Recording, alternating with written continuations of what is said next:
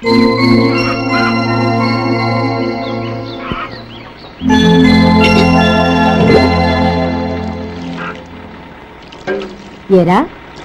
సుందరాన్ని కలిశావా? ఏమన్నాడు? అమ్మాయి జాతకం ప్రకారం ఇంకో 2 ఏళ్ల వరకు పెళ్లి చేయకూడదంట. దానికి నువ్వేమన్నావు? జాతకంలో అలా ఉన్నప్పుడు దానికి మనమేం చేయగలం నానమ్మా? ఎలాగో ఇంతకాలం ఆగేం కదా, ఇంక 2 ఏళ్లేగా. అదే నిజమేలే.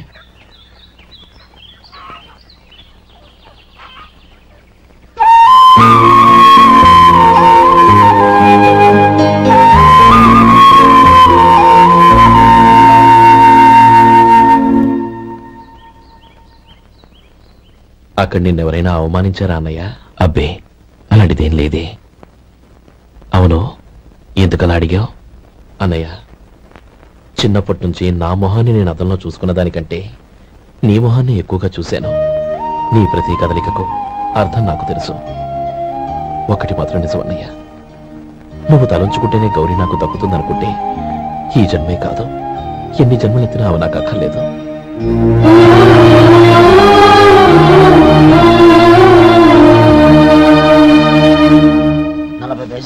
మీ హోటల్లో టిఫిన్లు అన్ని బ్రహ్మాండంగా ఉన్నాయండి. గుడ్, చాలా థ్యాంక్స్ అండి. అంతా మీలా అంటోడద్దయ్యా.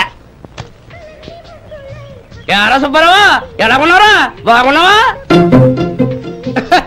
అలాగే మిగతా చిల్లర ఉన్నా. మిగతా చిల్లరేంది? మిగతా చిల్లరేంది అంటారండి అండి? 100 ఇచ్చాను కదా, మిగతా చిల్లర ఉన్నా. ఏంది జోకులు ఎత్తన్నావా? నీతో జోకులు ఇవ్వాల్సిన అవసరం నాకేంటయ్యా? నువ్వేమన్నా నా బామ్మర్దివా, బంధువా? మర్యాదగా నేను ఇచ్చిన 100లో నీ 32.5 తీసుకుని మిగతా చిల్లరే. అరే, అసలు 100 రూపాయలు కూడా చిల్లర పడ్డావేంటి? నీకు ఏమన్నా మతిపోయిందా? మతిపోయింది నాకు కాదు, నీకు. ఏమండి విన్నారా? ఏమండి, నా బిల్లు 32.5 అయింది, నేను 100 ఇచ్చాను. బిల్లు 32.5 తీసుకుని మిగతా చిల్లరేమంటే అసలు నేను 100 ఇవ్వాలంటే ఎందుకయ్యా అబద్ధాలు ఆడతా? ఇచ్చే ఉద్యానంటే ఒక బసరైపోద్ది. వచ్చారంటే పెద్ద పెద్దరాడి తీర్పు చెప్పడానికి ముందు నువ్వు బిల్లు కట్టు. నేను బిల్లు కట్టడం ఏంటయ్యా బాబు? ఇప్పుడే టిఫిన్ చేయడానికి వస్తుంటే. మరి ఇంకే 9 హోల్స్ మూసుకొని లోపలికి తోపి తిను. ఎల్లు. ఏంటి మావా గొడవ? చూడరా మధు, డబ్బులు ఇవ్వకుండానే 100 రూపాయలు ఇచ్చి అబద్ధం ఆడుతున్నాడు. ఇవ్వలేదంటావేంటయ్యా? కావాలంటే గల్లా పెట్టి తీసి చూడు, 100 నోటు కనపడతాయి. చాలే ఊరుకోవయ్యా. ఎర్ర చీర కట్టుకుందా నా పిల్లమే అన్నట్టు గల్లా పెట్టులో ఉన్న ప్రతి 100 రూపాయలు నీది అయిపోతాయింది. ఇంతకీ ఏం సార్ మీరు అనేది? అన్నానికి ఏముందండి, నా బిల్లు పోని మిగతా చిల్లర ఇస్తే నేను వెళ్ళిపోతాను. మీరు ఆల్రెడీ 100 ఇచ్చారు కదా. అవును. అదేంటి? ఇంకో 32.5 ఇస్తే సరిపోతుంది. ఇదేంటయ్యో తిరగాసుగా మాట్లాడుతున్నావు? నా బిల్లు 32.5 కదా. మీ బిల్ ఏది? ఇదిగో. అయ్యి బాబాయ్, తెగ మాతో 32.5 నోటు 32.5 ఎలాగైందయ్యా? మీరు 100 ఇవ్వకుండానే ఇచ్చినట్టు. This is cheating. అయినా నేనంత తిన్నానన్నానికి సాక్ష్యం ఏంటి? మీరు 100 ఇచ్చారనడానికి సాక్ష్యం ఏంటి? నేనే. మీరు తిన్నారనడానికి సాక్షి నేనే. ఏయ్, నీలాంటి వాళ్ళని నా సర్వీస్ లో ఇంతమందిని చూశాను. అనవసరంగా గొడవ ఎందుకు కానీ మర్యాదగా కట్టేసి వెళ్ళు. తప్పదా? తప్పదు. ఇవ్వకపోతే మెడ తిప్పేస్తాను. సార్, నా దగ్గర డబ్బు లేదు సార్. ముందు చెయ్యదులు. ఇది ఎంత ఉంటుంది? నాకే తెలుసు. ఇది కొట్టేసిన బాబతేనా? నాకు ఎట్టా ఉంది? బాగుంది. అయితే నువ్వు వెళ్ళు. వెళ్తానండి. ఏయ్, ఇలాంటి చౌకబారు వేషాలు ఇంకెక్కడా వైకు. కాళ్ళు చేతులు తీసేస్తారు. అలాగేనండి. ఒరే సొంటి, మధుకి వచ్చే నెల నుంచి నెలకి జీతం 100 రూపాయలు పెంచా. నీకు వచ్చే నెల నుంచి నెలకి జీతం 100 రూపాయలు కట్ చేసి వెళ్ళి పని చూసుకుని వెళ్ళండి. మాస్టారు, మాస్టారు, వస్తున్నానండోయా. ఇల్లు పోస్ట్ ఆఫీసు ఒకటైపోవడంతో నా ప్రాణాలు పోతున్నాయి. ఒక టైం లేదు, పాడు లేదు.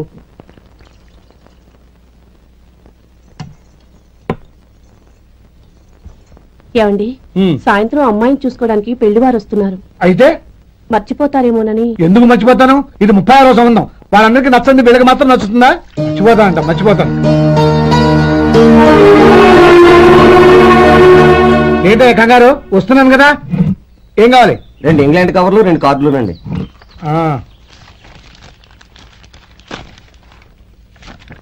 4.5 ఇవ్వు. ఇవ్వండి. ఇదిగో. అరే గోపాలం, ఏంట్రా బయట నిలబడ్డావు? లోపల రావా? ఏం లేదురా, నువ్వేదో దుమదుమలాడుతుంటే లోపలికెందుకని బయటే నిలబడ్డాను. అవును, ఎవరి మీద కేకలేస్తున్నావు? ఇంకెవరి మీద? నా పీకి గుదిబండ్లా తయారైందిగా నా కూతురు, దాని మీద. ఇప్పటి వరకు దాదాపు 40 సంవత్సరాలు చూశాను రా. వచ్చిన ప్రతి వాళ్ళు ముందు లడ్డూలు తిని బాగుందంటారు, తర్వాత పకోడీ తిని బాగుందంటారు, తర్వాత పిల్లలు చూస్తారు, వెళ్ళిన తర్వాత ఉత్తరం రాస్తామంటారు, అంతే. మళ్ళీ తుపాకీ దెబ్బ కూడా దొరకరు. కారణం ఏంటో చెప్పరు. అంతా నా కర్మ. ఏ జన్మలో ఏ పాపం చేశానో ఏమిటో. అసలు దీని జాతకంలోనే ఇది చెల్లిందిరా. ఎవరినన్నా ఏ లాభం? ఏంట్రా మాటలు? అమ్మాయి బాధపడదు. కొత్తగా బాధపడటానికి ఏముందిరా? తిట్టి తిట్టి నాకు పడి దానికి అలవాటైపోయింది. నా సంగతి సరే, ఏంటి ఇలా వచ్చావు? ఉత్తరం మనీ ఆర్డర్ అంతేగా? రేయ్, నేను మాట చెప్తాను, నువ్వేమనుకో కదా. భలేవాడివి, చెప్పరా. సంపాదించిందంతా తమ్ముళ్ళకే ఖర్చు పెట్టకుండా నీకంటూ కొంచెం వెనకేసుకోరా. నా గురించి నీకు తెలుసుగా. నా తమ్ముళ్ళందరినీ కష్టపడి చదివించి ప్రయోజకులు చేశాను. వాళ్ళు సంపాదించడం మొదలెట్టాక నా మొహం కూడా చుట్టం మానేశారు. కొత్తడెవరు వస్తాడని చెప్పాడు, అతని కోసమే చూస్తున్నాను. ఒకవేళ రాకపోతే నేనే వెళ్ళి తీసుకొస్తాను. గుడ్. ఎవరో చూడు. Okay sir. సార్ నమస్కారం సార్.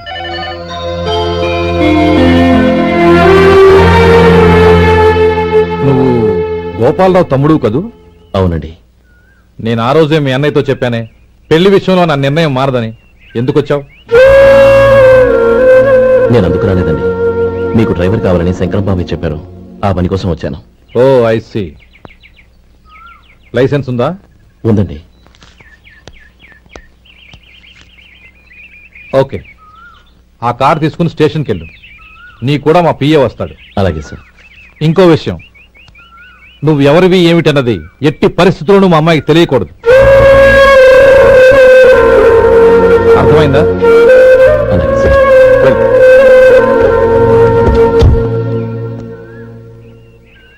వీడు మాట మీద నిలబడతాడంటావా? కోట్లిచ్చినా మాట తప్పని వంశం అండి వాళ్ళది.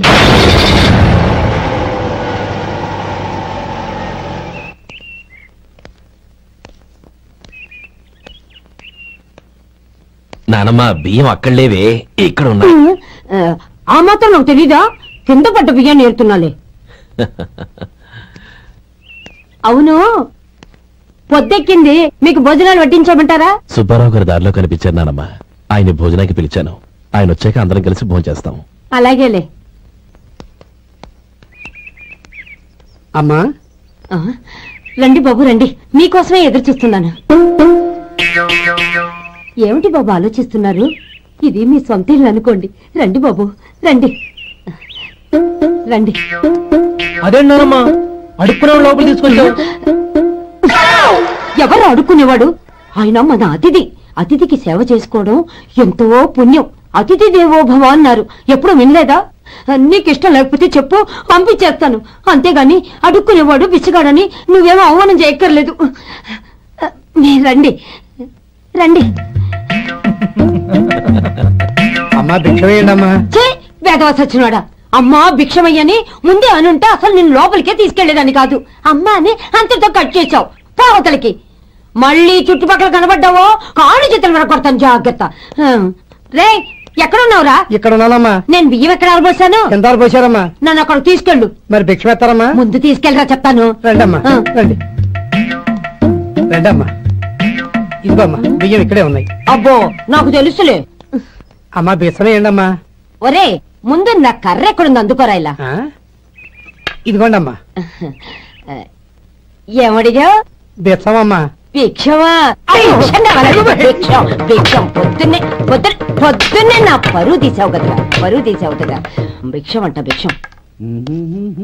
నానమ్మా మళ్ళీ వచ్చాడు. ఇందాక అమ్మ అన్నాడు, ఇప్పుడు నాన్నమ్మ అంటున్నాడు. గుర్తుపట్టలేననుకుంటున్నాడేమో. చెప్తాను విప్పని. ఒరే, ఇలా రారా. ఏంటి నానమ్మా? దగ్గరికి వచ్చావా?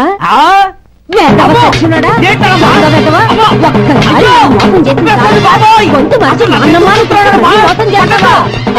నేను గుర్తుపట్టలేదనుకున్నావా? కాళ్ళు విరగొడతాను, జాగ్రత్త. నానమ్మ, వాడు ఎవడనుకుంటున్నావు? మన సొంటిగాడు. నాకు తెలియదేంటి? వాడు చేసిన ఏదో పనికి కొట్టగా ముద్దెట్టుకుంటారా? లే గోపి, ఎందుకైనా మంచిది నువ్వు ఇక్కడే ఉండు. ఆ సుబ్బారావు గారు వచ్చినా ఇదే సన్మానం చేయగలదు. అలాగే అన్నయ్య.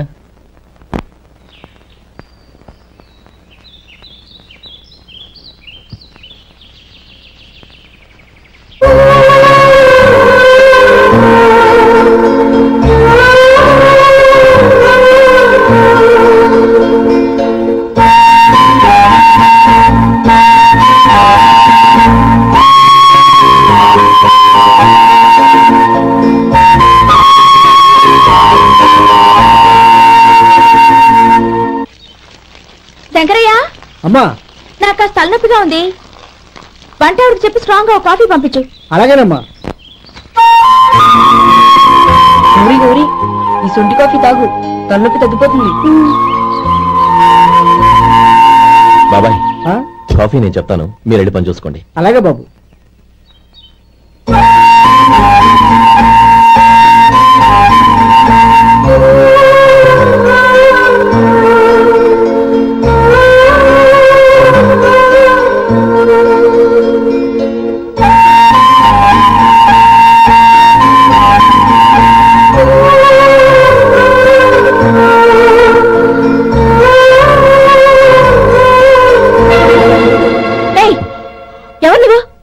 నేను కొత్తగా వచ్చిన డ్రైవర్ని. మీరు కాఫీ కావాలన్నారంట, తీసుకొచ్చాను. బుద్ధి జ్ఞానం లేదు. లోపలికి వచ్చేటప్పుడు తలుపు కొట్టి రావాలని తెలీదు. క్షమించండి, పొరపాటు అయిపోయింది. సరే సరే, అక్కడ పెట్టేళ్ళు.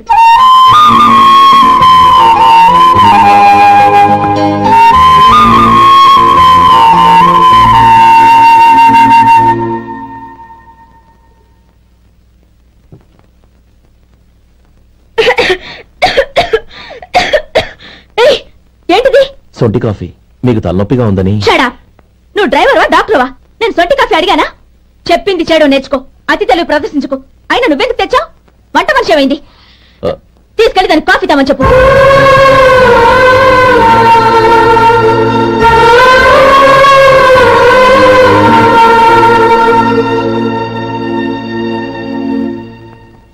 ఏమయ్యా, మసాలా వడ ఉందా? లేవు. పొద్దున్న 500 వడలేసాం, కాలేజీలో స్ట్రైక్ అని తీసుకెళ్లారు. కాలేజీ స్ట్రైక్ కి మసాలా వడకి సంబంధం ఏంటి? కొట్టారంటే తల పగలొద్దు. మా హోటల్ వడలంత స్ట్రాంగ్. ఒకే ఒక వడ ఉంది, తెమ్మంటావా? అమ్మో వద్దు, దోశ చాలు. బతికిపోయాడు.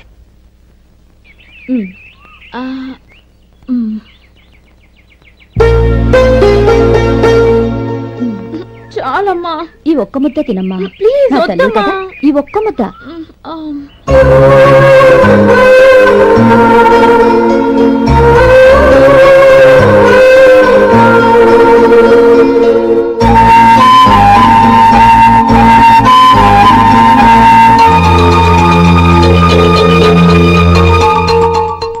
ఈ డ్రైవర్ని చూస్తుంటే నా కొళ్ళు మండిపోతుంది. ఏ, అతని పద్ధతి బాలేదు. ఎప్పుడు నన్ను రకంగా చూస్తున్నాడు. అతను అలా చూస్తున్నాడని నీకెలా తెలుసు? అంటే నువ్వు అతని వైపు చూస్తున్నట్టేగా. చూడమ్మా, చూపులకు కనిపించేది అతని శరీరం ఒక్కటే. అతని మనసులోకి చూస్తే నువ్వు అలా మాట్లాడవేమో.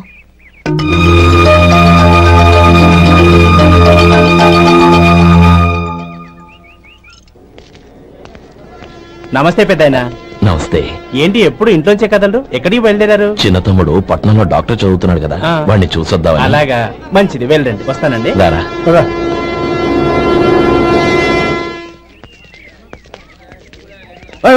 అగండి అగండి, ఎక్కడికి? లోపలికయ్యా. చేతులు ఏంటి ఇవన్నీ? జంతికలు, చెకోడీలు, లడ్డూలు. ఏంటయ్యా ఇవి అమ్ముకోవడానికి? ఇదేమో టూరింగ్ ట్యాక్స్ అనుకున్నావా? Medical college. వెళ్ళండి వెళ్ళండి. అది కాదు బాబు, ఈయన తమ్ముడు ఈ కాలేజీలో చదువుతున్నాడు. ఓహో, ఈయన గారు తమ్ముడు ఈ కాలేజీలో చదువుతున్నా అంటే మీరు నమ్మాలి. ఏవయ్యా, మీకు ఎలా కనపడుతున్నాను నేను? వెళ్ళండి వెళ్ళండి. అది కాదయ్యా, నేను చెప్పేది తప్పండి. నమస్కారం సార్. ప్రోగ్రామ్ స్టార్ట్ అయిందా? ఇంకా కాలేజ్ కదా, చూసుకుంటా కదా నువ్వు రా. అందరూ వచ్చారు సార్, కానీ ఇంకా ఎంత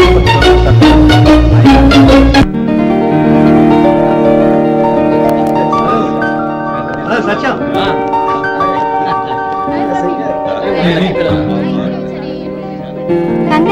థ్యాంక్ యూ సో మచ్. రే శేఖర్, కంగ్రాట్స్ రా, అద్దరు కొట్టేసా.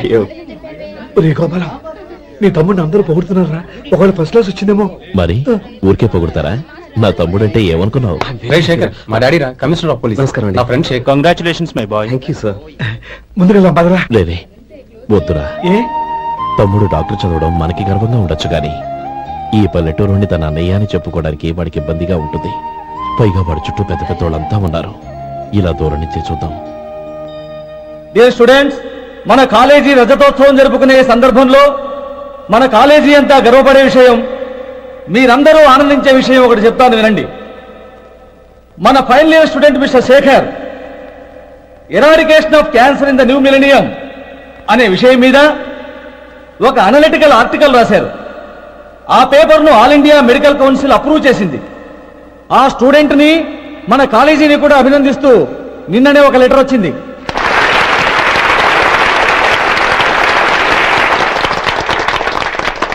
ఇంతటి చిన్న వయసులో ఇటువంటి అద్భుతమైన పేపర్ను సమర్పించిన మిస్టర్ శేఖర్ను అభినందిస్తూ మీ తరపున మన కాలేజీ తరపున గోల్డ్ మెడల్తో సత్కరించాలని నిర్ణయించాం.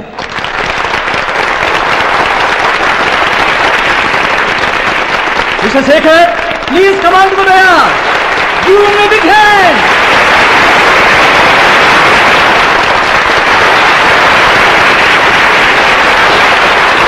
Congrats, my boy. Thank you, sir.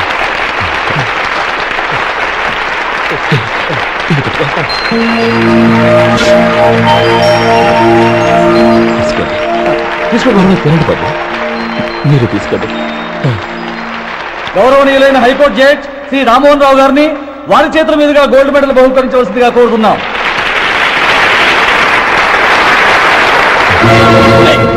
మిమ్మల్ని లోపల రావద్దంటే నాకు కళ్ళు కప్పి లోపలికి వస్తారా? పోయింది బయటికి. అది కాదు బాబు, ఒక్క నిమిషం చూసి వచ్చేస్తాం. అమ్మిని చాలవా?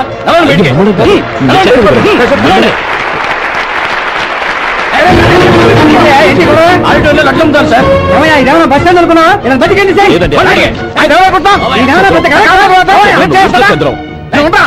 చెప్పాను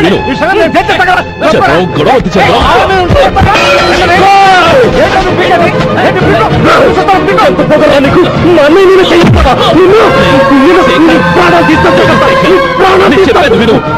గొడవ నా మాట వినరా? నేనా? డియర్ స్టూడెంట్స్, నేనేదో గొప్పగా సాధించానని నన్ను అందరూ ప్రశంసించారు. ఈ ప్రశంసలన్నిటికీ కారణం నేను కాదు, ఈయన మా అన్నయ్య. మా అన్నయ్య కనుక నన్ను కష్టపడి చదివించుండకపోతే నేను ఈ పాటికి ఏ పల్లెటూళ్ళలో గేదెలు కాసుకుంటూ ఉండేవాడిని. ఈయన ముతక బట్టలు చూసే కదా అవమానించారు. ఈ రోజు నేను ఈ స్థితిలో ఉన్నానంటే కారణం ఈ ముతక బట్టలే. నేను తెల్ల కోటు వేసుకుని డాక్టర్ని కావాలని ఈయన కాడి కట్టి దుక్కి దున్ని తన జీవితాన్నంతా బురదలో కడిపారు. డియర్ ఫ్రెండ్స్, నా తల్లిదండ్రులు నేను చూడలేదు. అటువంటి నాకు ఒక తల్లి తండ్రి పెంచి పెద్ద చేసి నాకు జీవితాన్ని ఇచ్చిన మహానుభావుడు మా అన్నయ్య. నాకు వేరే దేవుడు లేడు, మా అన్నయ్య నాకు దేవుడు. నాకు దొరికినట్టు మా అన్నయ్య లాంటి బంగారు అన్నయ్య ఈయనకి లేడు. అలా ఉండుంటే ఈయన కూడా ఎన్నో సాధించేవారు. మీ అందరిలాగా సుదుపుట్టు వేసుకుని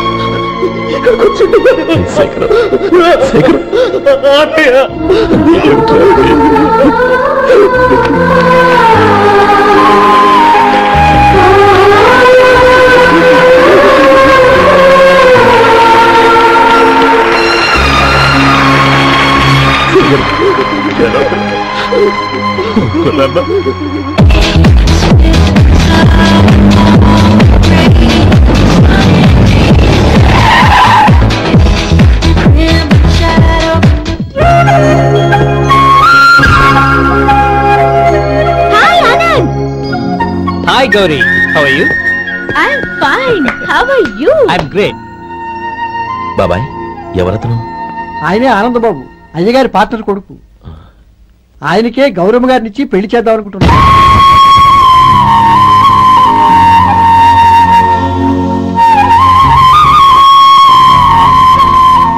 Meet my friends. He's Vinay. Hi. Hello. Sudhir. Hello. Goyal. Hi. Hey, Hello. నేను చెప్పాను కదా, she's Gauri, my would be. How is she? Looking great కదా? Hello young man, how are you? Fine uncle. God bless you. ఏం బాబు, బాగున్నావా? బాగున్నానంటీ. అమ్మా నాన్న ఎలా ఉన్నారు? బాగున్నారంటీ. మిమ్మల్ని అంకుల్ని అడిగాను చెప్పమన్నారు. ముఖ్యంగా గౌరిని మరీ మరీ అడిగాను చెప్పమన్నారు. లోపలికి రండి, స్నానాలు చేసి టిఫిన్ చేద్దరు గాని. Okay aunty. Come on. రేయ్ రండ్రా.